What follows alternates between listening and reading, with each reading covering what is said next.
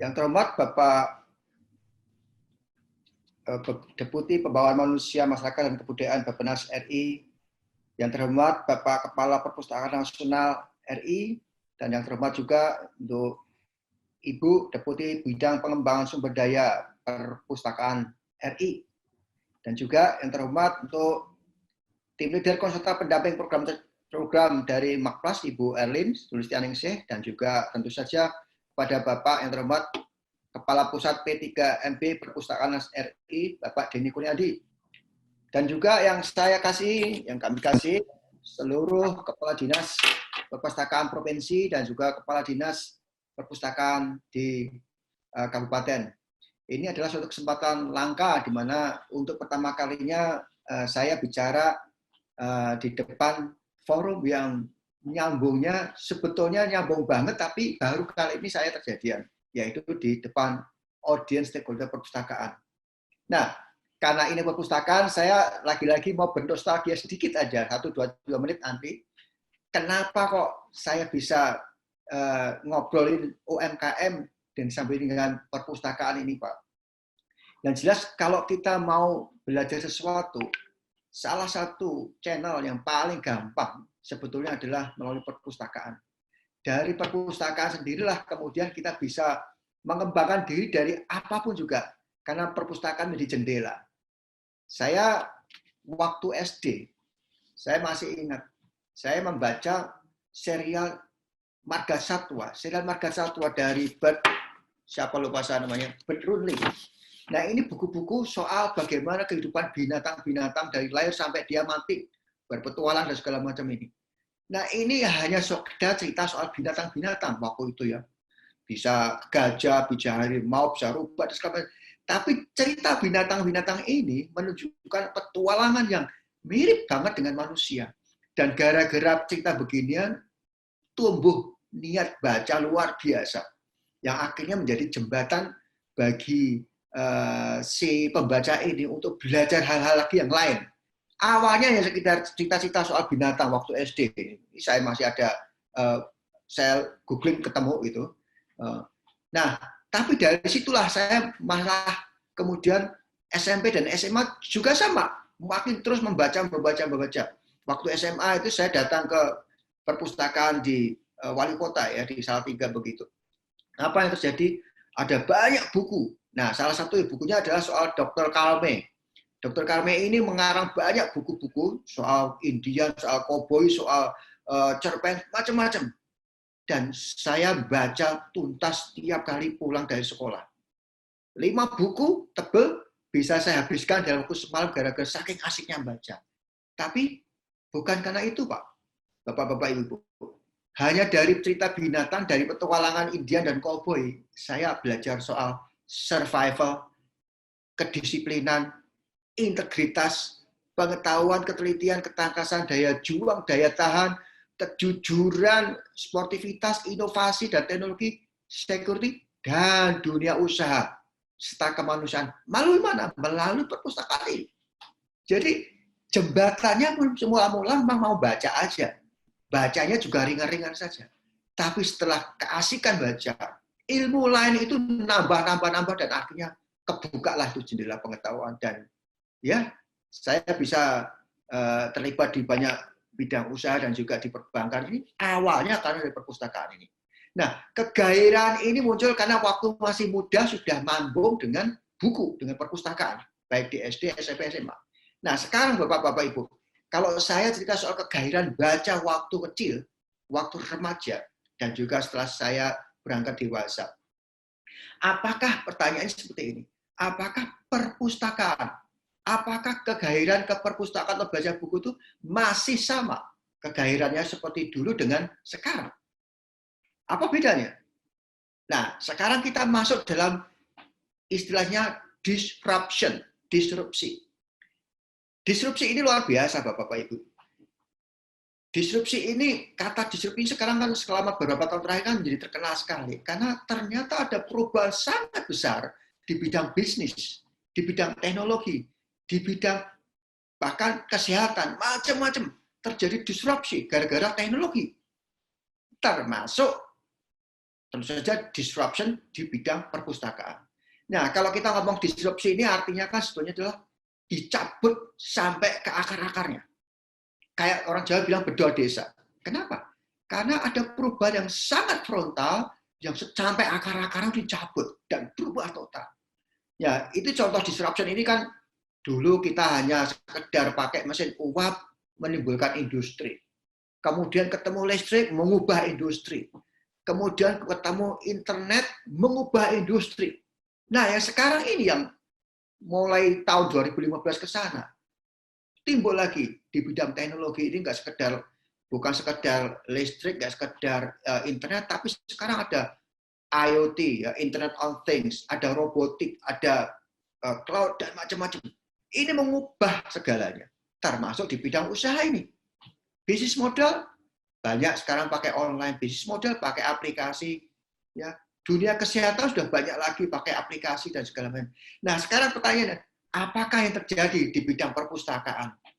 Perpustakaan yang dulu itu kumpulan buku-buku yang menarik, yang kita aduk-aduk dari rak bukunya, kemudian kita cari buku yang kita mau, kita daftarkan, kemudian kita pinjam dan kita baca. Nah, zaman dulu saya masih ingat kalau kita ini punya atau kuliah ataupun studi di rumah tuh kalau ada rak buku dengan buku macam-macam, wah kita hebat itu. Sekarang apakah masih seperti itu? Tidak lagi. Nah, saya bersyukur bisa bertemu atau berinteraksi dengan perpustakaan ini sehingga ternyata perpustakaan ini terjadi disruption luar biasa dan ternyata mengikuti perkembangannya. Nah, kalau kita melihat disrupsi seperti ini di bidang perpustakaan juga, sekarang apa hubungannya dengan dunia usaha, perekonomian? Nah, saya tadi sempat belajar bahwa gara-gara baca di perpustakaan, ternyata saya mulai belajar soal ekonomi, soal bisnis. Nah, kalau kita ngomong ekonomi, tidak lepas dari pengusaha, pelaku usaha. Lihat nih Bapak-Bapak, Ibu-Ibu, ada data yang menunjukkan bahwa ternyata di Indonesia ini dunia usaha memang sudah mulai maju. Tapi pengusaha sendiri ternyata belum banyak. Tidak banyak kalau dibandingkan negara-negara lain, tidak banyak. Nah, coba di dunia ini kalau ada data mengatakan kemakmuran suatu bangsa itu biasanya tercermin dari jumlahnya pengusaha yang ada. Nah, Kementerian UMKM kemarin sempat merilis satu data di mana kita tuh jumlah pengusahanya tidak lebih dari 4%, bahkan baru 3%. Beberapa tahun lalu 2, sekarang naik jadi 3, sekarang baru mau 4. Tapi kalau sebuah negara ini konon kalau akan menjadi sejahtera sebuah negara, minimal jumlah pengusahanya itu 8%. Ini katanya Kementerian UMKM. 8% dari total populasi. Nah, itu biasanya negara akan lebih makmur katanya gitu. Kita belum apa-apa. Nah, sekarang masalahnya, kenapa tidak banyak orang masuk menjadi pengusaha? Salah satu penyebabnya adalah tidak banyak orang tertantang untuk masuk. Kenapa tidak masuk? Karena daya bacanya mungkin, mohon maaf, tidak sampai pada entrepreneurship. Kurikulum yang ada di pendidikan, di sekolah, mungkin kurang banyak. Dan salah satu yang mungkin, mohon maaf anak ini perpustakaan, siapa tahu modul-modul, buku-buku, materi yang ada di perpustakaan tidak terlalu banyak yang membahas soal kewirausahaan ataupun bisnis. Ada tapi mungkin tidak sebanyak yang kita pikirkan. Nah, itu ya mungkin jangan-jangan salah satunya juga itu. Nah, untuk itu kita perlu belajar supaya melalui perpustakaan kita bisa juga menciptakan para pengusaha. Ini penting. Kenapa? Karena dengan adanya pengusaha-pengusaha baru itu menciptakan lapangan kerja, menciptakan menyerap tenaga kerja, meningkatkan perekonomian dan juga saja meningkatkan penerimaan pajak dan seterusnya. Nah, ini menjadi tolok ukur dari keunggulan suatu bangsa. Mohon silakan lanjut please. Next slide. Nah, lalu lagi-lagi gimana sih struktur di Indonesia ini kalau kita mau ngomongin membedah masyarakatnya terkait dengan ekonomi dan dunia usaha. Coba kita tahu Indonesia ini terdiri dari berbagai macam pulau, budaya, agama, dan segala macam. Ini menjadi daya lemah kita sebetulnya, dalam tanda kutip ya. Tapi ternyata begitu kita masuk dalam dunia usaha, yang dikatakan, wah banyaknya penduduk ini menciptakan susah lapangan kerjanya, kompetisinya jadi tinggi. Ternyata kebalik. Betul kita dituntut menciptakan lapangan kerja, tapi sekaligus ini juga menjadikan pasar. Nah, ini kebalik.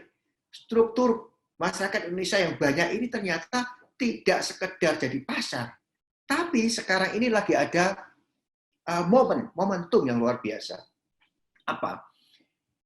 260 juta kita ini, penduduk kita ini ternyata kan strukturnya sebagian besar adalah struktur penduduk yang produktif. Artinya umurnya adalah umur yang saat-saat produktif, yang sedang mengerjakan sesuatu, yang bisa menghasilkan sesuatu. Ini momen yang harus kita manfaatkan, termasuk oleh perpustakaan. Kalau perpustakaan bisa mengakomodir, memfasilitasi orang untuk membaca dan men-trigger menjadi pengusaha, saya yakin banyak pengusaha masuk dan Indonesia juga akan semakin makmur. Nah, coba 35% dari masyarakat Indonesia belum berbank, padahal kita bank banyak sekali ya di Indonesia. Bahkan BRI itu aja punya cabang begitu banyak. BRI sejak tahun 1895 sudah ada, Bu, Bapak. Dan sudah banyak akses di desa-desa. Tapi ternyata orang yang berbank itu tidak lebih dari 40%. Ya, terakhir 35% resminya. Dan saya kemarin ikut seminar di Financial Inclusion Program, belum sampai 50%. Masih jauh. Nah, ini berarti masih ada ruang untuk ke sana. Secara geografis terpisah, jadi kelemahan, tapi gara-gara terpisah ada kebutuhan untuk mengkoneksi. Nah, kebutuhan untuk mengkoneksi ini juga menimbulkan peluang bisnis. Lagi-lagi business is everywhere. Perpustakaan juga bisa ke sana. Nah, BRI sudah lahir sejak 1895 dan sudah terlibat banyak di dunia usaha UMKM dan sampai sekarang ini mencoba terus ikut mendampingi. Nanti kita bahas bagaimana kira upaya supaya BRI microfinance-nya itu bisa nyambung dengan perpustakaan. Monggo silakan lanjut Mas Alwyo. Nah, lebih lanjut soal dunia usaha ataupun UMKM nih. Ada 2 survei yang mungkin saya bikin share.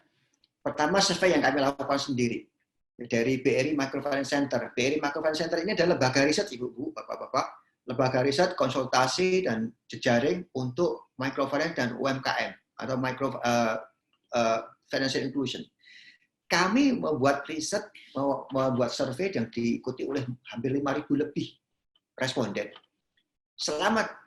Selama terjadi pandemi COVID-19 ini. Nah, apa yang disajikan dalam data hasil riset itu adalah ternyata hampir 60% responden yang kita jadikan sampel, mereka mengalami penurunan penjualan.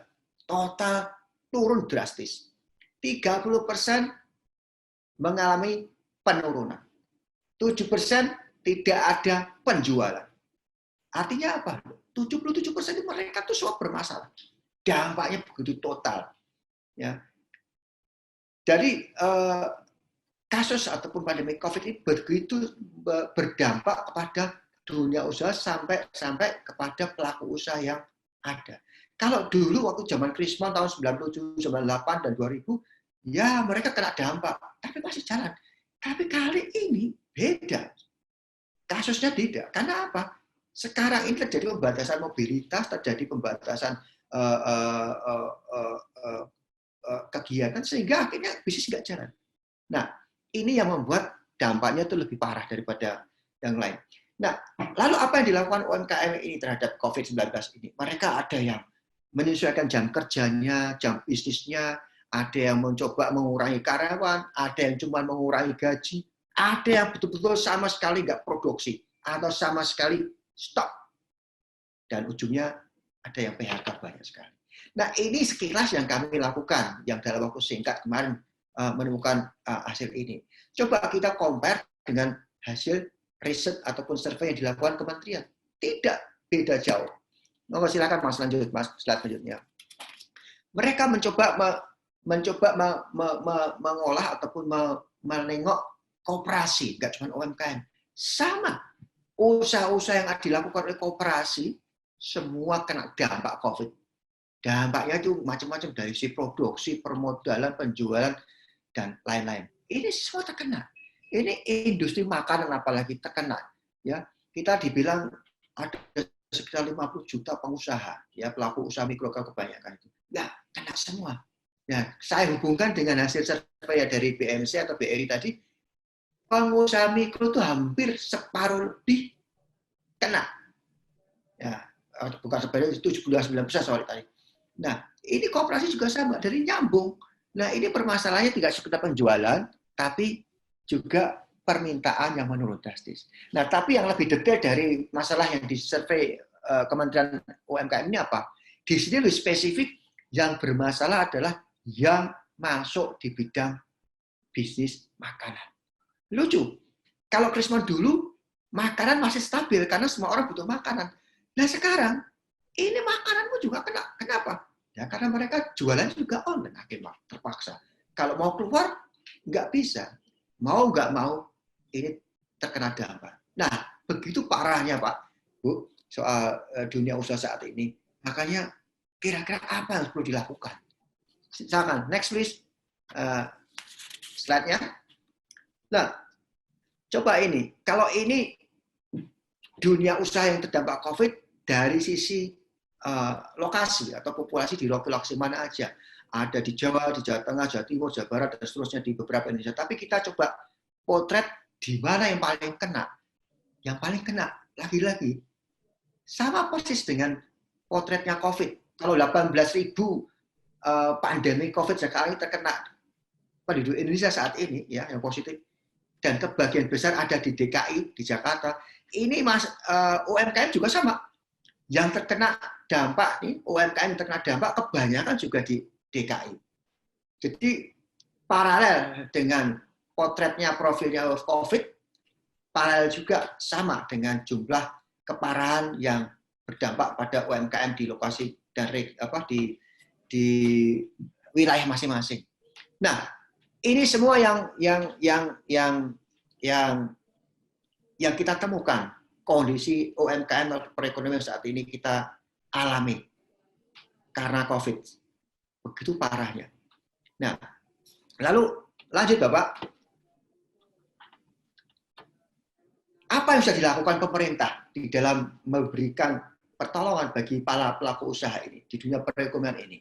Aduh, kalau saya langsung lihat ketemu sama para pelaku usaha, mereka sudah tidak bisa mengeluh lagi. Keluhannya tadi sudah saya sebutkan beberapa di antaranya adalah soal penjualan, bahkan nggak ada produksi sama sekali itu.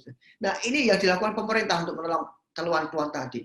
Ada yang memberikan subsidi, ada BPJS yang disubsidi, ada tambahan untuk dana jaring pengaman sosial, ada pengurangan pajak, ada stimulus untuk KUR ditambahin, dan segala macam. Bahkan kerjasama dengan perbankan boleh kalau memang berdampak langsung bisa membayar terlambat. Bukan bisa nggak bayar, tapi bisa bayar pinjaman terlambat dengan jangka waktu tertentu. Nah, ini segala macam stimulus secara fiskal ini dilakukan pemerintah dalam upaya supaya ekonomi muncul lagi, UMKM bisa jalan lagi, dan seterusnya. Apakah ini cukup? Belum cukup. Masih diperlukan kedisiplinan dan juga kemampuan dari para pelaku usaha dan kita semua sebagai stakeholder untuk terlibat segala ini. Ayo, silakan Mas Waluyo, lanjut. Lanjut Mas. Nah, kemudian ada pertanyaan, apa yang harus dilakukan oleh perpustakaan untuk kembali menggairahkan ekonomi tadi? Kembali di tengah-tengah COVID-19 ini, saya ingin mengatakan, kalau dulu zaman SD dan SMA saya bergairah membaca, dan ternyata di tengah-tengah COVID, orang work from home, orang disuruh tinggal di rumah, apa yang mereka bisa lakukan? Selain yang lain-lain ya, salah satu yang bisa mereka lakukan ternyata apa? Membaca. Dan bersyukurlah kalau Perpustakaan Nasional ini sudah punya banyak program yang memanfaatkan waktu jeda karena pandemi Corona-19 ini. Nah, lanjut Mas, apa yang bisa dilakukan kalau kita hubungkan dengan pemberdayaan UMKM dan perekonomian? Bapak-bapak, ibu-ibu, selama ini sebetulnya terjadi pergeseran. Selama ini kalau kita ngomongin UMKM, kalau kita ngomongin pemberdayaan ekonomi masyarakat, itu selalu ujung-ujungnya adalah minimalis approach, pendekatan minimalis. Hanya dari sisi keuangan saja. Maksud saya begini, kalau ada orang mau masuk dalam dunia usaha, langsung kepikirannya apa? Usahanya modalnya dari mana? Jadi dia langsung nyari, wah modalnya dari bank susah, oh modalnya dari mana segala macam. Itu kebanyakan itu aja. Betul Bapak-bapak, Ibu-ibu, selama ini memang kebanyakan pendekatannya adalah minimalis itu. Minimalis ini hanya dari sisi kacamata keuangan, soal pembiayaan dari usahanya itu. Nah, nggak heran kalau selalu yang jadi tokoh, jadi sentral pembicaraan adalah lembaga-lembaga pembiayaan, khususnya bank. Kalaupun kementerian atau usaha atau lembaga terkait juga ngomong soal pembiayaan dananya dari mana. Itu aja. Nah, ini yang dikatakan sebagai minimalis approach. Nah, sekarang kita perlu bergeser, Bapak-bapak, Ibu-ibu. Pendekatannya tidak sekedar hanya dari sisi pembiayaan, tapi jadi meluas. Tidak sekedar pembiayaannya, tapi terintegrasi dalam kehidupan hari-hari. Di dalam bagaimana dia menyambung dengan kesehatan, dengan pendidikan, dengan kesejahteraan, dengan keamanan, dengan pendidikan keluarga, macam-macam terintegrasi.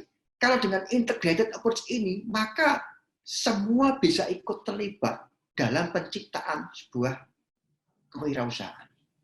Karena kalau kewirausahaannya muncul, ekonomi bangkit, yang diuntungkan juga masyarakat.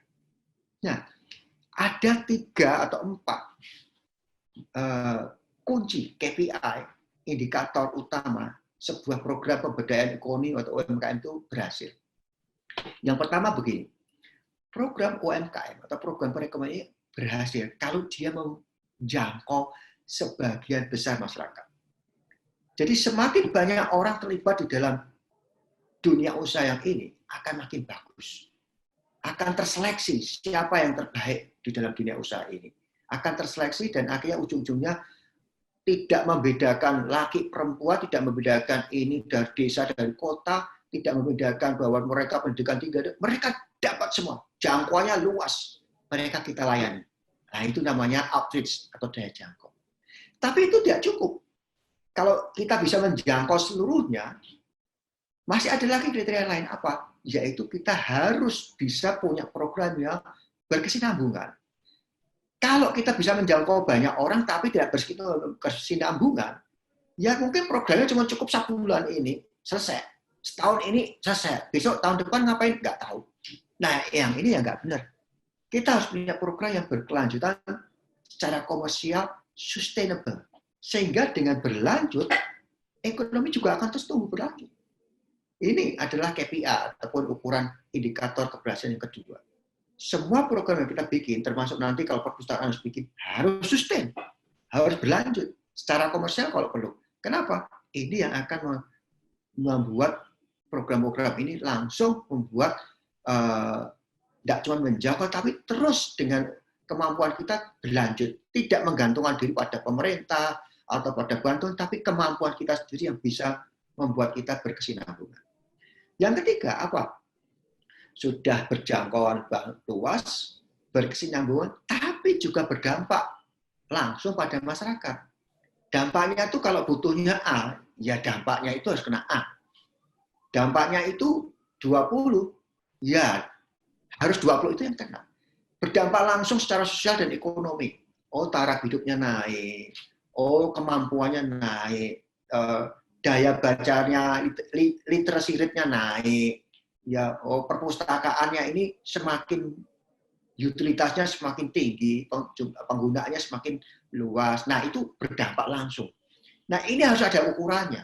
Harus ada evaluatornya. Saya senang sekali tadi waktu Bu Elin menyampaikan tuh ada salah satu indikator yang mengevaluasi dampak ini. Nah, itu mungkin bisa digali lebih lanjut itu. Nah, di samping outreach, sustainability, impact, juga harus ada alat ukur yang menjadi standar, nggak cuma nasional, kalau perlu internasional. Jadi kalau kita ini diukur, dikatakan berhasil program kita, kita tuh bisa yang ngomong tuh bukan orang, yang ngomong tuh bisa orang lain, bukan kita yang ngomong. Karena orang lain melihat ukurannya sama dengan yang kebanyakan orang pakai.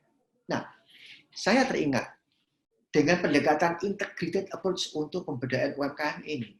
Lalu kira-kira perpustakaan bisa apa? Ini perpustakaan bisa mendukung banget di Financial Inclusion Program. Ini BI, Bank Indonesia dan juga OJK saat ini sedang gencar-gencarnya ada program Financial Inclusion Program. Bappenas, Kementerian Keuangan juga sama. Ini intinya adalah memberi akses kepada semua orang terhadap jasa keuangan.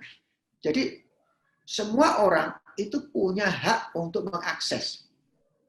Jadi bisa dilayani soal pinjaman, soal simpanan, segala macam. Ya tentu saja dengan kriteria ya, tapi minimal hak untuk informasi dan segala macam bisa.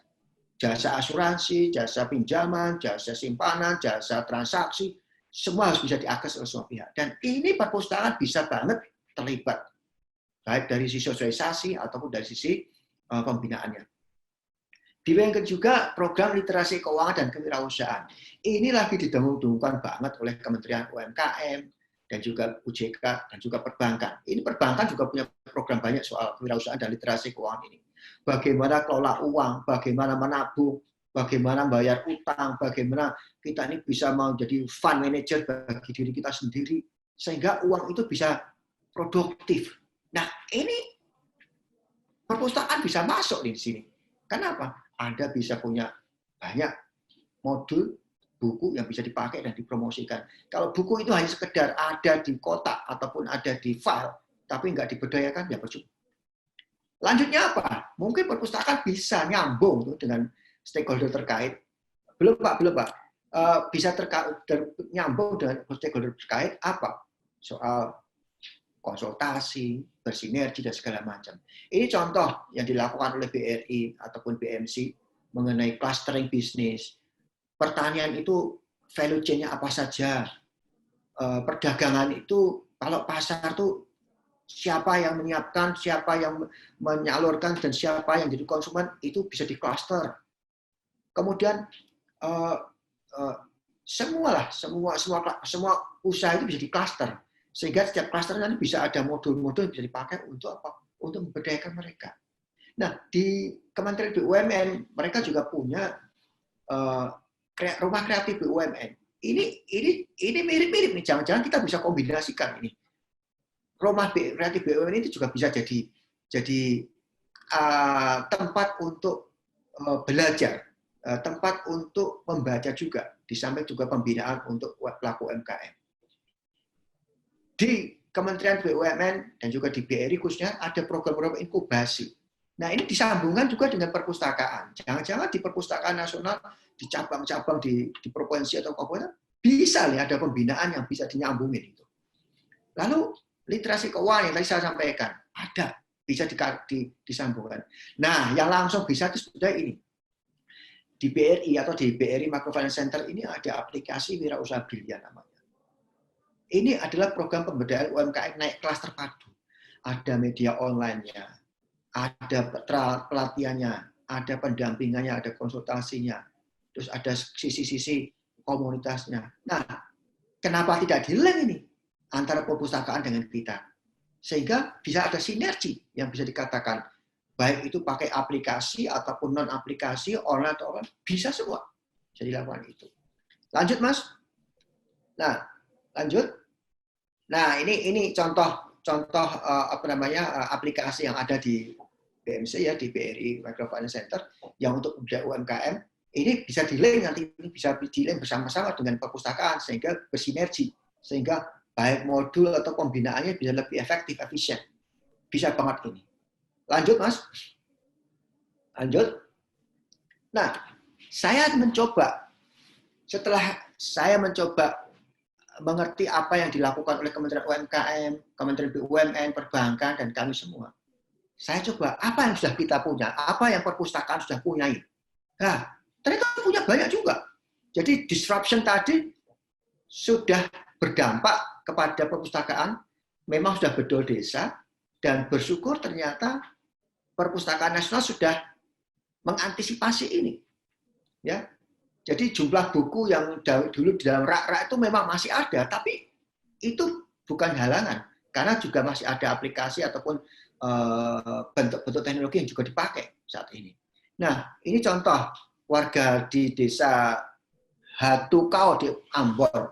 Ini memanfaatkan perpustakaan bukan sekedar untuk baca, tapi lebih kalau kita baca dalam publikasi di koran, saya dapatnya dari Publika nih, itu ada pengusaha-pengusaha yang memanfaatkan buku dan modul di sini, dan akhirnya menjadi inspirasi mereka dan panutan mereka untuk usaha. Luar biasa ini. Ini kan tinggal mengembangkan aja ini. Luar biasa di Ambon, dan saya yakin masih banyak lagi tempat lain. Lalu apalagi? Nggak cuma sekedar di Hatukau nih yang modelnya model lama, tapi ada yang dilakukan oleh perpustakaan yang bagus pakai digital dan pakai teknologi yang bisa disambungin. Lanjut, Mas. Lanjut. Nah, ini saya juga menemukan sudah ada e-Pusnas, ada rak buku digital perpustakaan nasional. Ini kita bisa download. Saya sendiri sudah download nih. Saya sudah download di aplikasinya dan sudah daftar. Wow, luar biasa. Ada buku-buku, ada chatting, ada yang bisa kita manfaatkan di situ. Nah, inilah bisa disinergikan ini sebetulnya. Ini kan sudah bukan jadul, ini sudah dunia UMKM 4.0 sudah masuk juga ini. Nah, bahkan di era COVID sekarang pun Perpusnas sudah mengantisipasi. Coba ini ada apa? Ada publikasi, ada promosi. Habiskan waktu di rumah aja, membaca buku, datang melalui daring nih, melalui aplikasi e-Pusnas. Nah, ini kan luar biasa. Nah, ini menjadi salah satu jembatan untuk ikut men-trigger kewirausahaan UMKM di Indonesia. Nah, sekarang ada masalah apa? Lanjut, Mas. Lanjut, Pak. Silakan, Pak. Nah, ini. Lihat ini. Saya kembali omongan saya ke semula. Saya tadi mengawali kegairahan membaca itu menjadi jembatan bagi seseorang untuk membuka pintu bagi pengetahuan-pengetahuan lainnya. Nah, saya dalam rangka presentasi saat ini sempat ngobrol dengan SMA, anak-anak SMU lah gitu, yang SMK dan juga beberapa mahasiswa. Nah, saya ketemu nih, unik nih, ada anak ada SMU internasional yang kebetulan saya tanyain itu. Tahu soal Perpusnas dan kemudian cerita, saya gali. Mereka kemudian apa? Cerita, saya berkunjung ke Perpustakaan Nasional. Saya mendaftar sebagai anggota Perpustakaan Nasional. Wah, mereka tunjukkan juga kartunya ini. Saya ngobrol lama itu soal, mereka kasih contoh-contoh foto ini. Langsung ini. Wah, bagus sekali. Nah, ada dua hal yang saya sampaikan. Yang pertama, mereka kagum, mereka senang. Tapi ternyata mereka mengagumi gedung dan fasilitasnya aja. Toktil, stop, sampai situ aja. Ini yang satu kubu. Wah, kalau ini percuma dong. Sudah bagus-bagus, ternyata cuma cukup hanya ini bagus. Nah, ini yang bagus yang kedua ini. Apa yang saya tanyakan? Kamu bisa ngapain? Pak, saya membuka aplikasi ya, dan saya bisa baca buku di sana. Bacaan bagus-bagus, Pak. Ini loh, Pak, saya baca soal ini. Nah, ini kan ada dua hal nih. Yang satu tahu bagusnya, tapi nggak ngerti manfaatnya. Tapi di sisi lain ada sekelompok anak-anak muda yang sudah tahu bagusnya dan bisa manfaatkannya. Nah, ini masalahnya, Pak. Ternyata tidak cukup hanya sekedar menginformasikan ini ada aplikasi, ini ada buku, ini ada fasilitas. Tidak cukup. Tapi yang penting, kamu bisa memanfaatkan untuk apanya. Nah, disitulah akhirnya semua orang bisa bergairah lagi datang ke perpustakaan untuk memanfaatkan. Saya juga dulu tadinya hanya sekedar baca-baca, tapi setelah saya tahu bahwa ternyata banyak hal yang lain, saya juga bisa mendapatkan manfaat dari perpustakaan. Nah, sekilas itu bisa sampaikan. Saya yakin apa yang kita bahas dari pagi tadi merupakan sambungan yang bisa ditemukan. Rantai yang lepas bisa kita sambung. Semoga dengan acara transformasi perpustakaan ini, berbasis inklusi sosial ini benar-benar ketemu. Apa yang bisa kita lakukan bersama yang ujungnya bisa memberdayakan ekonomi masyarakat, UMKM. Para anggota perpustakaan di daerah ini bisa menjadi pengusaha. Atau jangan-jangan perpustakaan bisa jadi agen pembangunan, agen kewirausahaan bagi kita juga, partner kita. Begitu. Assalamualaikum, selamat buat kita semua, dan salam sehat untuk kita semua. Terima kasih Bapak-Bapak, Ibu-Ibu. Silakan Pak Romli. Ya, terima kasih Pak Agus atas pemaparannya yang begitu menarik. Mudah-mudahan Bapak Ibu peserta sosialisasi, pemaparan dari Pak Agus Rahmadi ini memberikan atau memperkaya perspektif kita bagaimana mengupayakan pengembangan perpustakaan, mengupayakan pengembangan UMKM atau ekonomi kerakyatan melalui optimalisasi layanan di perpustakaan di tengah pandemi COVID-19 ini. Baik Bapak Ibu, kita akan memasuki sesi tanya jawab. Untuk itu saya mohon kepada Bapak Kepala Bidang Pengembangan Perpustakaan Umum dan Khusus Perpustakaan Nasional Republik Indonesia, Bapak Nur Hadi Saputra SOS MSI, untuk ikut bergabung bersama kami, Pak. Sekali lagi kepada Pak Nur Hadi bisa ikut bergabung bersama kami. Halo Pak Nur Hadi. Ya baik Bapak Ibu, sambil menunggu Pak Nur Hadi, kami sudah mengumpulkan pertanyaan yang diajukan untuk Ibu Erlin dan juga untuk Pak Denny yang nanti akan diwakilkan oleh Pak Nur Hadi. Tetapi ini masih belum ada pertanyaan yang secara spesifik mengarah kepada Pak Agus nih. Silakan Bapak Ibu sambil nanti narasumber lain memberikan tanggapannya, Bapak Ibu bisa menuliskan pertanyaan untuk Pak Agus di fitur Q&A. Silakan Bapak Ibu, nanti ada dari tim kami yang akan mengcompile dan akan kami bacakan kemudian dijawab oleh para narasumber. Baik, karena waktu juga memang sudah terus berjalan ya, sudah molor sebenarnya kegiatan ini. Jadi kami mohon kesediaan Bapak Ibu peserta sosialisasi untuk tetap mengikuti pertemuan virtual ini. Nanti 20 menit kita tanya jawab, setelah itu penutupan. Baik, ini untuk Ibu Erlin ada 3 pertanyaan Bu yang coba kami sarikan nih Mbak Erlin. Pertama Mbak Erlin, dalam situasi COVID-19 di daerah kan mengalami refocusing atau pembatasan anggaran. Nah ini mungkin Mbak Erlin bisa menjelaskan lebih jelas bagaimana strateginya agar implementasi program ini tetap bisa berjalan. Kemudian juga ada yang menanyakan sinergi multi stakeholder di tingkat provinsi. Apa yang dimaksud, bagaimana strateginya, kemudian apakah memang untuk anggarannya juga akan melekat di Dinas Perpustakaan. Kemudian satu lagi, apakah ada pembatasan orang yang dibina oleh perpustakaan melalui program ini? Itu 3 pertanyaan buat Mbak Erlin. Silakan Mbak Erlin diberikan tanggapan. Baik, terima kasih Mas Romli. Terkait dengan pembatasan anggaran, saya rasa semua dinas juga mengalami hal itu. Namun kita bisa melakukan banyak strategi-strategi supaya layanan perpustakaan tetap berjalan walaupun ada pembatasan anggaran.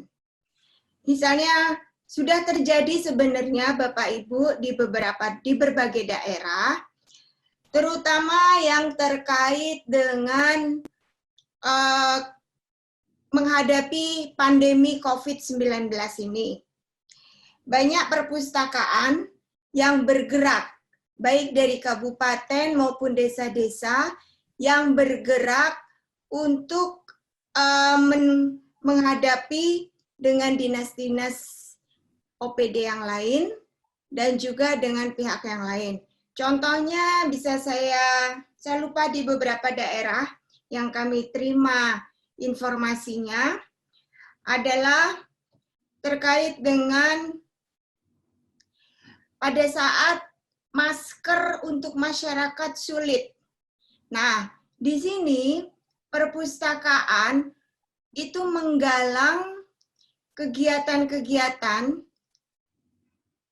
yang bersama dengan beberapa ibu-ibu rumah tangga untuk bisa menjahitkan masker dan diberikan secara gratis kepada masyarakat. Bekerja sama dengan dinas terkait lain, saya lupa, atau pihak lain, untuk memberikan mesin jahitnya dan menggerakkan para ibu untuk belajar membuat masker untuk masyarakat. Kemudian yang kedua, kerjasama dengan dinas kesehatan setempat itu melakukan promosi bagaimana perilaku masyarakat terhadap cuci tangan pakai sabun dan juga social distancing dipromosikan ke masyarakat melalui beberapa kegiatan seperti memberikan selebaran kepada masyarakat dengan puslingnya, kemudian juga memberikan promosi-promosi melalui WA dari para pemustaka yang sudah terdaftar, kemudian juga kerjasama dengan puskesmas setempat untuk memberikan penyuluhan-penyuluhan dengan memperhatikan social distancing. Kemudian juga bekerja sama dengan pemerintah daerah melakukan penyemprotan desinfektan. Jadi Bapak Ibu, banyak kegiatan yang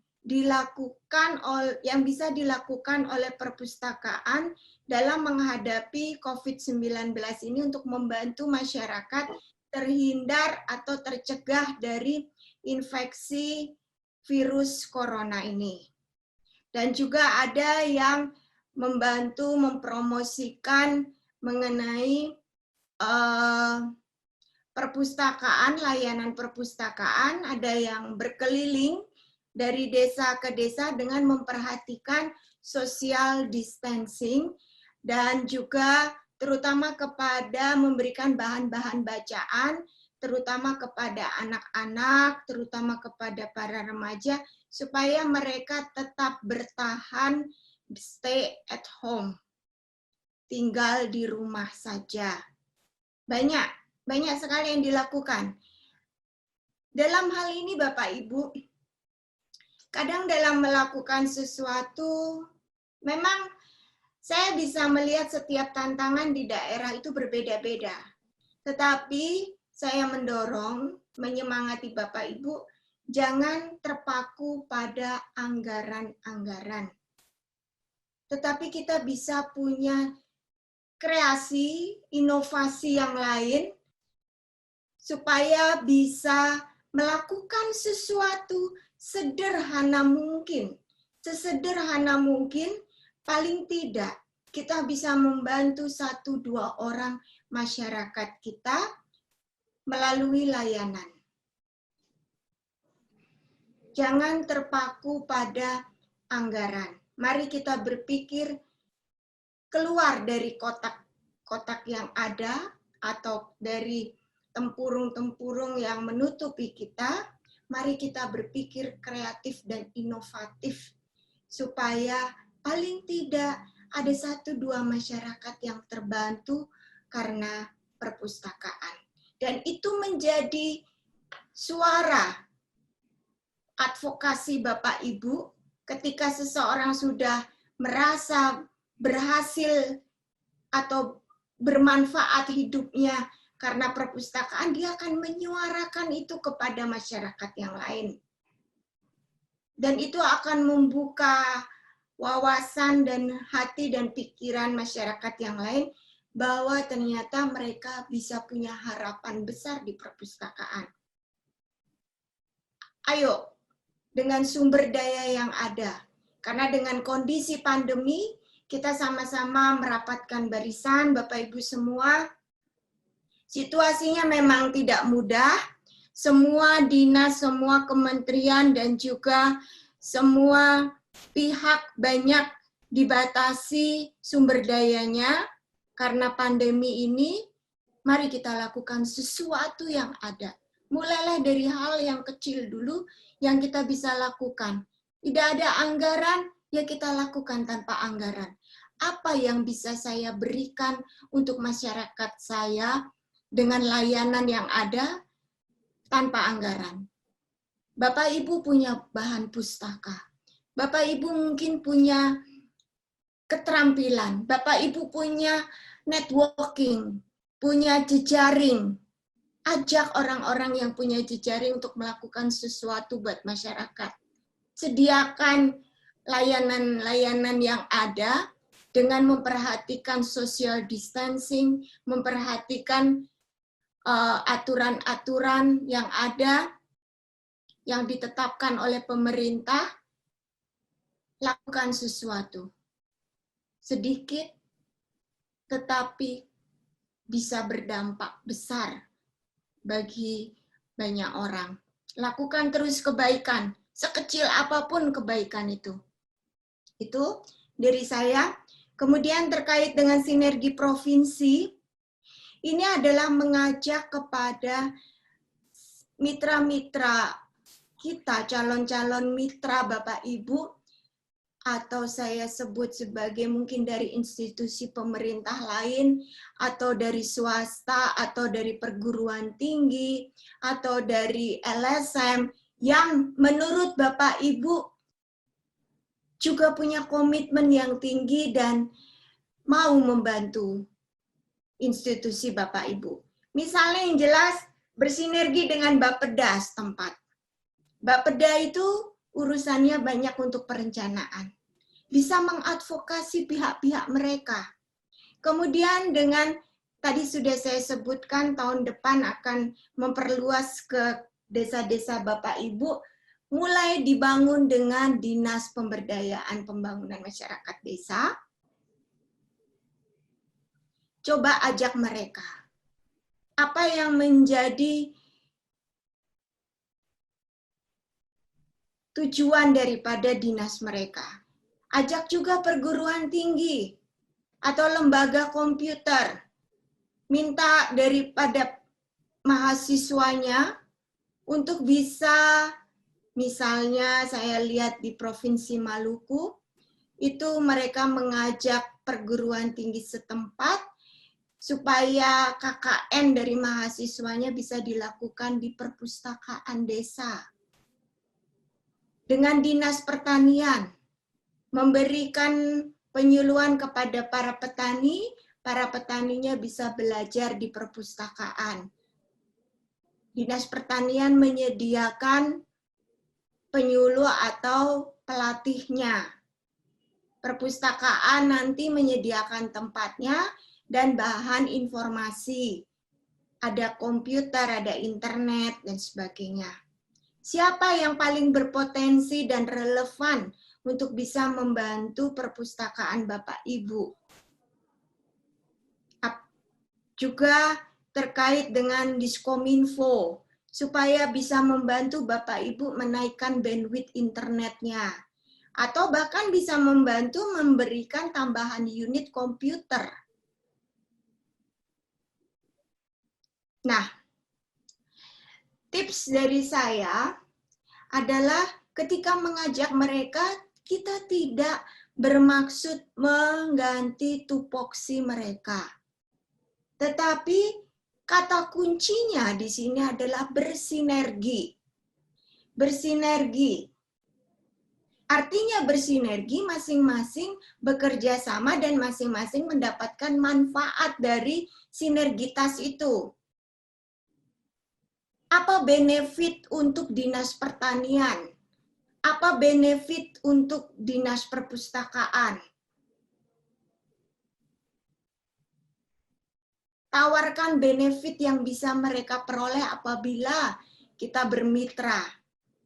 Perpustakaan bisa benefitnya, pengunjungnya bertambah.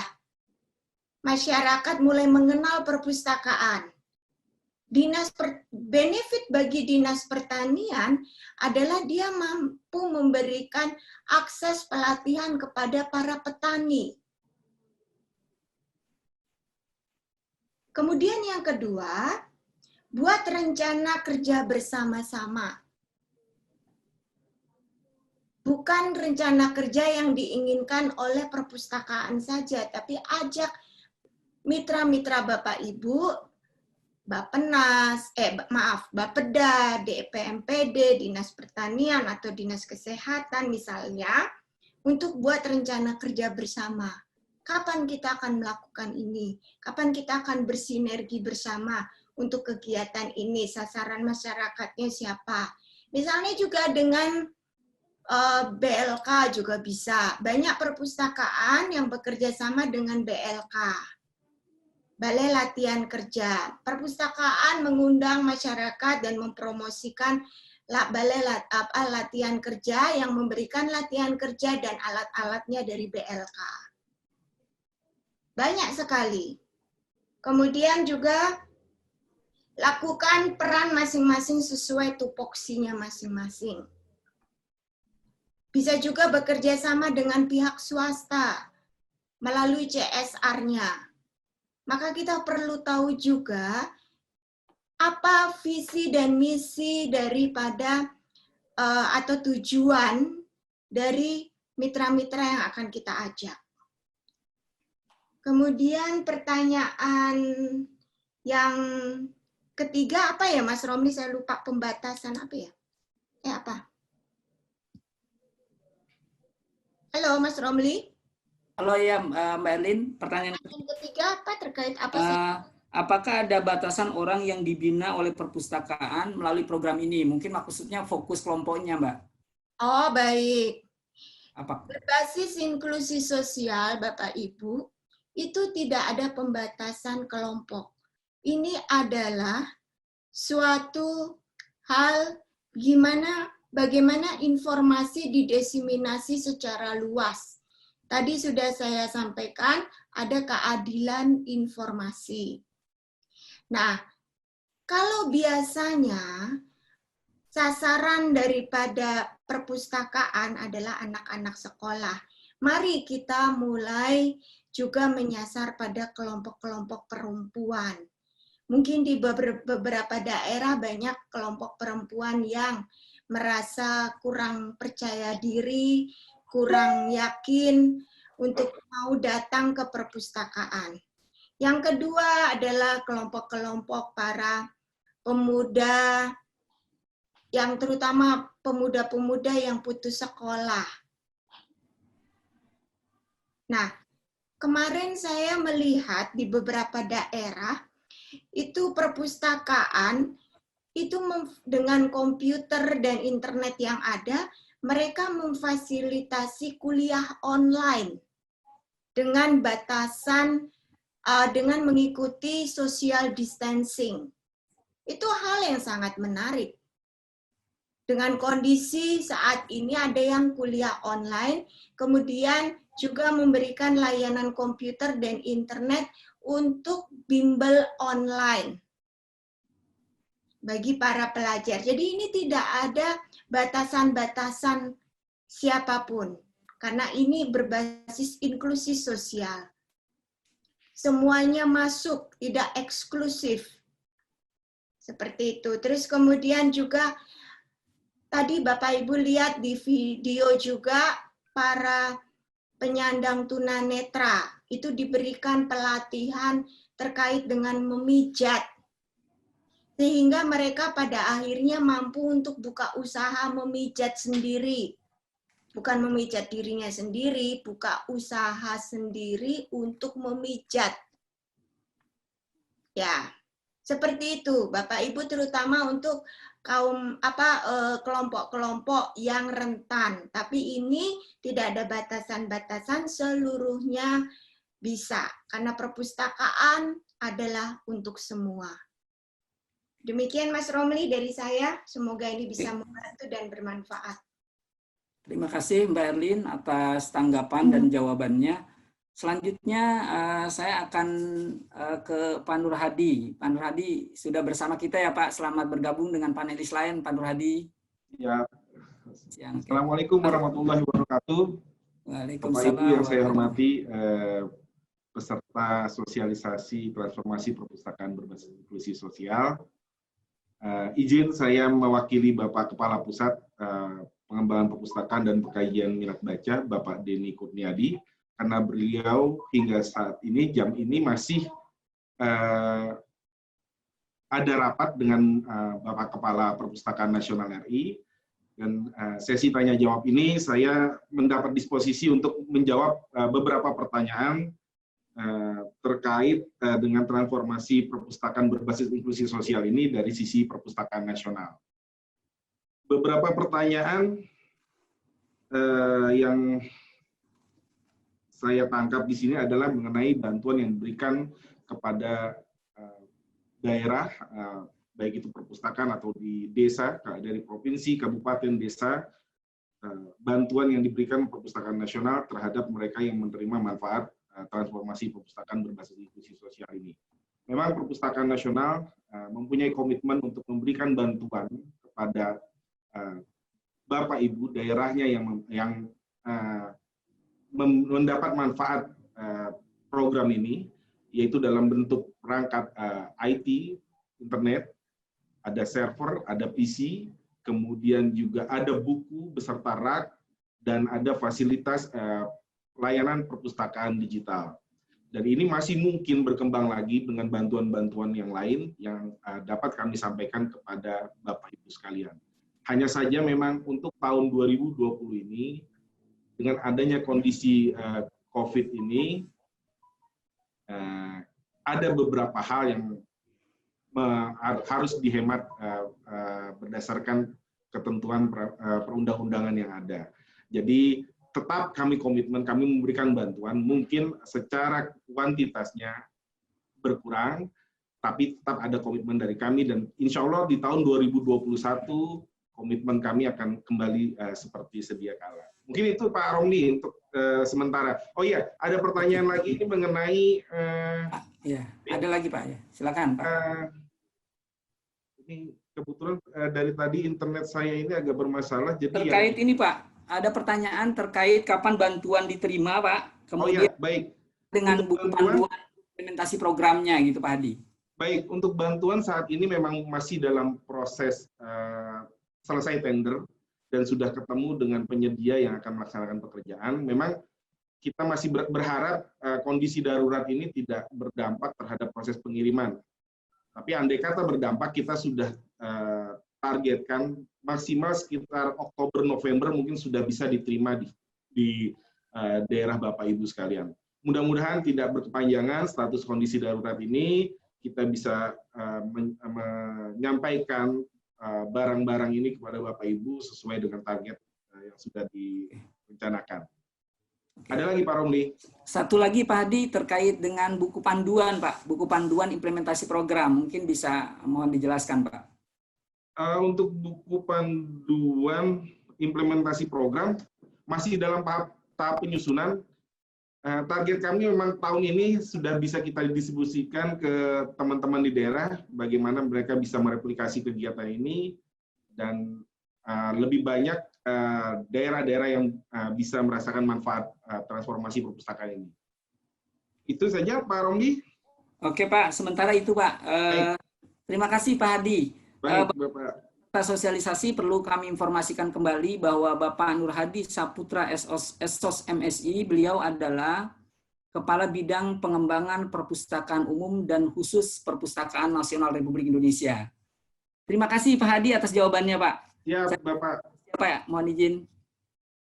Silakan untuk Pak Agus, Pak, ada 2 pertanyaan. Halo Pak Agus, siang Ya, Pak. Pak. Ya, Pak Agus, ini dari peserta ada 2 pertanyaan, Pak. Ya. Yang pertama terkait pengembangan rumah kreatif perpustakaan, Pak. Apakah BRI Kabupaten dapat memberikan kredit usaha seperti kafe baca gitu, Pak? Yang pertama, Pak. Yang kedua, apakah masyarakat, mungkin maksudnya ini Pak, masyarakat yang usaha mikro atau usaha kerakyatan yang dibina, yang belajar di perpustakaan itu bisa secara khusus mengajukan modal untuk usaha ke BRI gitu, Pak. Itu Pak Agus. Mungkin 1 poin lagi, Pak. Bagaimana mungkin selama ini BRI Microfinance punya opsi-opsi kegiatan untuk menggairahkan usaha mikro di tengah pandemi, Pak, yang sudah mungkin dilakukan oleh BRI Microfinance ini. Terima kasih Pak Agus. Silakan Pak, diberikan tanggapan. Ya, terima kasih Pak Romli. Pak, untuk yang pertama ya, kegiatan di rumah kreatif perpustakaan atau rumah kreatif BUMN ya? Karena mungkin maksudnya rumah kreatif BUMN, Pak, yang tadi pemaparan Bapak tadi itu. Ya, betul, di rumah kreatif BUMN itu sebetulnya program yang digagas oleh Kementerian BUMN, tapi sebagian besar sih BRI sih yang pegang. Kita ada 50, ada hampir 100 titik lah. Ini adalah soal pendampingan pelaku usaha dan juga pelatihan segala macam gitu. Nah, itu sebagian, tapi itu yang on the spot, karena kita punya gedung ataupun rumah-rumah tersendiri di Orange itu. Nah, ini bisa dipakai oleh siapa saja, Pak. Siapapun yang pelaku usaha atau orang yang mau jadi pengusaha bisa datang ke situ, atau mempromosikan usaha bisa datang ke situ juga. Nah, tapi ini lintas departemental nih Pak ya, karena Kementerian BUMN juga yang inisiasi. Tapi BRI punya outlet khusus sekitar 50 biji yang kita kendalikan langsung. Nah, ini bisa disambungkan Pak dengan perpustakaan kalau diperlukan. Jadi entah ini dalam bentuk pembinaan para pelaku usaha, mereka yang pengen jadi pengusaha, atau juga sampai mencari informasi. Nah, tapi lebih dari itu Pak, sebetulnya kita punya aplikasi namanya Wirausaha Brilian itu Pak, yang bisa banget dipakai oleh semua orang, termasuk yang para anggota perpustakaan di daerah segala macam yang pengen jadi pengusaha. Ini bisa disinergikan Pak. Daftar, kemudian mereka di mana letaknya atau lokasinya. Nah, nanti pada suatu saat kita bisa ketemu untuk pemberdayaan, untuk pelatihan dan seterusnya begitu. Nah, ataupun konsultasi. Jadi konsultasinya itu malah nggak cuma ada yang di tempat, tapi konsultasi setelah mereka punya aplikasinya, mereka bisa tanya kapan saja, dapat bimbingan langsung dari kita di sini, dari pusat yang sudah ada pakar-pakarnya, soal branding, soal packaging, soal produksi, soal apapun boleh tanyakan. Nah, itu bisa ditanya. Nah, kalau kita kerjasama dengan perpustakaan, bisa juga perpustakaan ini bisa jadi salah satu tenaga ahli ataupun tenaga penyelia, supervisor untuk di lapangan. Itu yang pertama. Yang kedua adalah perpustakaan dan RKB ataupun BRI Microfinance Center di sini. Kami ini kan riset, Pak. Di BRI Microfinance Center kan riset, pemberdayaan, pelatihan, pendampingan, ini kan kegiatan yang rutin nih. Kita bisa nih partnership untuk mungkin bersinergi dalam pemberdayaan pelaku UMKM ini. Ya, perpustakaan kan punya anggota nih, punya komunitas nih. Nah, ini komunitasnya mana yang mereka ingin jadi pengusaha. Nah, ini kita bisa bareng-bareng kita bina. Di situ melalui sinerginya. Lanjutnya, apakah bisa sih mengajukan modal untuk para anggota-anggota perpustakaan ini yang lagi butuh biaya? Enggak masalah, Pak. Saya selalu ngomong bahwa pinjaman mikro ataupun kur itu untuk siapa saja, bisa siapa saja. Masalahnya kita harus bisa meyakinkan bahwa usaha kita ini layak dibiayai. Ya, jangan sampai hanya nyoba-nyoba padahal belum jelas untung ruginya, nggak ada hitung-hitungannya, langsung minta pinjaman. Nah, repot nanti. Jadi kita harus bisa memastikan bahwa ya ini aku punya ide bisnis dan punya usaha yang layak dibiayai dengan hitung-hitungan seperti ini, dan dengan kalau perlu dicek di lapangan, oh betul sudah begini. Nah itu bisa Pak. Kita bisa mengumpulkan berapa banyak sih yang membutuhkan modal-modal ini, listnya, alamatnya, segala macam. Nanti kita bisa sampaikan ke unit kerja BRI terdekat. Apakah ini cocok untuk KUR, untuk Kepedes, ataupun apapun, bisa. Nah, tapi sebelum sampai ke sana, kalau boleh pastikan bahwa memang layak dibiayai dan punya kapasitas. Lalu apa yang kita lakukan selama ini, selama COVID ini? Banyak Pak. Kami melakukan riset terkait dampak-dampak COVID tadi. Lalu kami juga melakukan riset yang terkait pertanian, pelaku usaha, kewirausahaan, yang semuanya ujungnya pada satu titik mereka butuh apa? Mereka perlu dibantu apanya? Nah, itu yang kita lakukan dari riset. Nah, soal pemberdayaan, karena kita saat ini, contoh nih Pak, tahun lalu aja kami sudah mendidik 10.900 orang untuk pelatihan. Tahun lalu itu. Kerjasama dengan kementerian, atau yang lainnya bisa. Tahun ini sebetulnya kami juga punya proyek dengan Kementerian Tenaga Kerja segala macam untuk melatih mereka, untuk pemberdayaan mereka. Tapi karena COVID ditunda ya. Nah, dikonversi Pak sekarang ini, kami juga memberikan pelatihan kayak gini nih Pak. Pakai Zoom, pakai meeting, pakai aplikasi kami juga. Memberi pelatihan online kepada petani kopi, kepada pelaku usaha, kepada penasihat BRI supaya bagaimana di tengah COVID ini mereka bisa survive. Ada Pak. Nah, minggu depan itu kalau nggak salah kita akan bikin pelatihan lagi soal bagaimana kita berbisnis ini, APD ini, alat pelindungan diri ini Pak, masker ataupun topi ataupun baju segala macam yang terkait kesehatan segala macam. Dan itu kita rutin tiap 2 minggu kita akan ada pelatihan-pelatihan ini. Nah Bapak, kalau seandainya memungkinkan, saya kan dengar tadi informasi bahwa perpustakaan ada hampir 165.000 outlet kan perpustakaan. Saya tidak tahu apakah ini bentuknya gedung atau ada sebagian nebeng di gedung orang lain bagaimana, tapi yang jelas kan ada outlet perpustakaan hampir 165.000. Ini kan bisa menjadi potensi yang bagus juga kalau kita bersinergi untuk satu riset memetakan UMKM dan kewirausahaan potensi ekonomi dan segala macam. Bisa untuk pemberdayaan, untuk pengembangan komunitas, atau bisa office sharing ataupun co-working space. Memungkinkan Bu. Ini kalau bisa mungkin kita bisa ngumpul nih. Secara resmi saya akan datang ke tempatnya Pak Nur kalau perlu nih. Ya Pak Nur ya. Ngobrol-ngobrol apa yang bisa kita sambungin ini kalau perlu. Wah, ini ada 165.000 outlet. Anggotanya berapa? Kalau misalkan setiap satu perpustakaan anggotanya itu katakanlah 1.000 misalkan, dan di antara anggota 1.000 itu mungkin ada 100 pengusaha gitu. Wah itu 100 kali 160.000 berapa udah 1 juta lebih loh Pak. Nah itu kan bisa kita kelola. Kita bisa akses, bisa berperan di dalam pemberdayaan ekonomi Pak. Ini nyata, sebetulnya bisa. Nah ini kalau emang itu udah kelihatan binatangnya, model bisnisnya, nanti bisa kita arahkan ke BRI, ke bank, untuk, ini perlu pemberdayaan, ini perlu pembiayaan, ini nih. Mungkin aja. Tapi yang jelas kita temukan dulu model bisnisnya seperti apa yang langsung nyata kena kepada pemberdayaan seperti itu. Ya, itu. Kami juga punya jaringan, nggak cuma di dalam negeri, luar negeri. Kami selama ini juga sudah sempat memberi pelatihan pemberdayaan bagi 9.000 lebih Pak. CEO, pelaku policy makers dari 50 negara yang datang ke kami untuk belajar. Kami juga sudah membuat MOU dengan dengan perguruan tinggi di Indonesia. Kami juga MOU dengan UNDP, dengan Kementerian Luar Negeri. Kami kemarin sudah dapat program bersama dengan Kementerian Maritim dan Kementerian Luar Negeri, kerjasama dengan UNDP, memberi pelatihan UMKM dan pemberdayaan masyarakat di negara-negara anggota AIS program. AIS itu adalah negara kepulauan di dunia. Kebetulan inisiatornya Indonesia. Kami diundang untuk memberi pelatihan sana technical assistance Pak.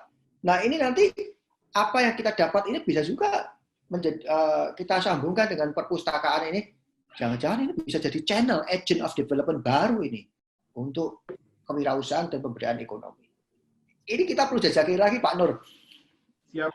Terima kasih. Oke Pak Agus, satu lagi nih Pak, ada pertanyaan, adakah CSR BRI yang bisa diakses oleh perpustakaan daerah Pak? Kalau ada, pertanyaannya seperti apa? Kalau CSR domainnya bukan kita, Pak. Langsung aja ke daerahnya. Daerahnya itu yang mengusulkan. Nanti CSR itu kan bukan sekedar uang kita kasihkan ya oleh BRI, tapi CSR itu diawasi oleh kementerian Pak, Kementerian BUMN itu. Nah itu pasti mereka ada timnya ini misalkan dari cabang mengusulkan kantor wilayah, kantor pusat, kemudian ada tim yang menilai. Nah pasti kalau memang itu programnya bagus pasti bisa dapat Pak. Tapi saya tidak bisa memastikan dapat dari kita. Tapi minimal kalau program itu bagus dan berdampak langsung, pasti ada peluang untuk mendapatkan itu. Oke, terima kasih Pak Agus atas jawabannya. Bapak Ibu peserta sosialisasi, waktu juga nih yang membatasi kita Bapak Ibu. Banyak pertanyaan yang mungkin belum terjawab, tetapi tenang saja Bapak Ibu. Di setiap provinsi ada pendamping provinsi dari tim konsultan pendamping program ini. Sehingga beberapa pertanyaan yang sudah Bapak Ibu ajukan di forum ini nanti akan mendapatkan penjelasan lebih lanjut dari Pak Romli, boleh tanya Pak Romli? Gimana? Boleh nanya? Ya boleh Pak Agus. Tanya ke Pak Nur sama Bu Erlin itu, kira-kira dari hampir 160 ribu perpustakaan itu anggotanya berapa gitu? Dan itu di mana gitu? Itu bisa menjadi potensi awal untuk kerjasama itu. Mungkin Pak Nur Hadi nih Pak, bisa ditanggapi Pak Nur Hadi?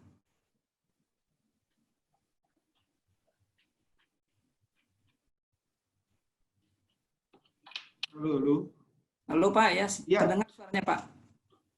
Ya Bapak, memang untuk anggota perpustakaan kemarin kita masih on progress Pak, pendataan anggota seluruh pemustaka baik itu di provinsi dan kabupaten. Tapi kalau untuk di perpustakaan nasional di Jakarta ini, anggota yang sudah terdaftar di kami baik yang secara onsite maupun online itu sekitar hampir 17.000 Bapak. Baik juga. Jadi ini kalau untuk teman-teman di daerah memang datanya kemarin masih direkap. Jadi kami juga ada permintaan data dari DPR mengenai jumlah perpustakaan, jumlah koleksi, kemudian jumlah anggota perpustakaan dari seluruh Indonesia. Nanti akan kami sampaikan Pak begitu sudah ada datanya. Terima kasih Pak. Baik. Terima kasih Pak Hadi, terima kasih Pak Agus. Baik Bapak Ibu peserta sosialisasi yang saya hormati, kita sudah ada di penghujung acara. Tetapi sebelum acara ditutup nanti secara resmi oleh Pak Nur Hadi, ada beberapa hal yang perlu saya sampaikan. Pertama, untuk jadwal pasti bimbingan teknik SPP dan TIK, ya, strategi pengembangan perpustakaan dan teknologi informasi komunikasi yang akan dilakukan di provinsi, jadwalnya nanti akan kami komunikasikan melalui konsultan pendamping provinsi. Kemudian yang kedua, bagi Bapak Ibu Kepala Dinas Perpustakaan Provinsi, kami mengharap Bapak Ibu untuk segera membentuk tim sinergi provinsi terkait bagaimana cara pembentukannya, petunjuk teknisnya bisa berkoordinasi dengan tim konsultan pendamping provinsi. Kemudian Bapak Ibu di tingkat kabupaten, kami berharap sudah mulai melakukan identifikasi potensi dan kebutuhan masyarakat yang nantinya akan difasilitasi oleh perpustakaan. Kemudian materi sosialisasi ini akan kami berikan kepada Bapak Ibu melalui link yang nanti akan kami share lewat fitur chat atau lewat grup WA nanti akan diberikan oleh pendamping provinsi masing-masing.